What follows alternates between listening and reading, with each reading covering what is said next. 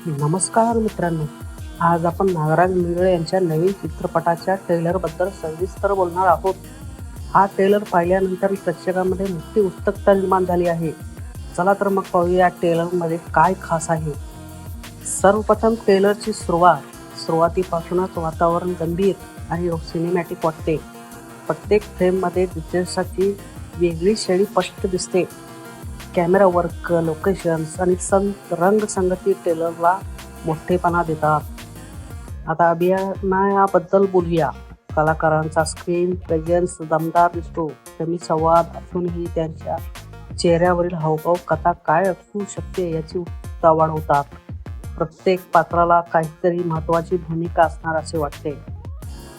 पार्श्वसंगीत हा ट्रेलरचा मोठा प्लस पॉइंट आहे. संगीतामुळे प्रत्येक सीनचा प्रभाव वाढतो आणि शेवटपर्यंत उत्सुकता टिकून राहते. कथेबद्दल ट्रेलर जास्त माहिती देत नाही, पण काही संकेत नक्की देतो.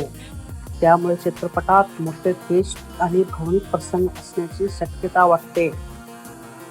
मात्र ट्रेलरवरून संपूर्ण कथा निश्चित सांगता येत नाही.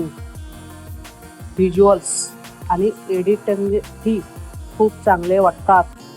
प्रत्येक कट योग्य ठिकाणी आहे आणि ट्रेलरचा वेग कायम राहतो.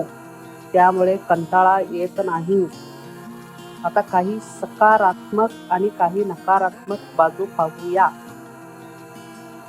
पॉझिटिव्ह: दमदार सिनेमॅटोग्राफी, प्रभावी पार्श्वसंगीत, कलाकारांचा मजबूत स्क्रीन प्रेझेन्स, उत्सुकता वाढवणारा ट्रेलर.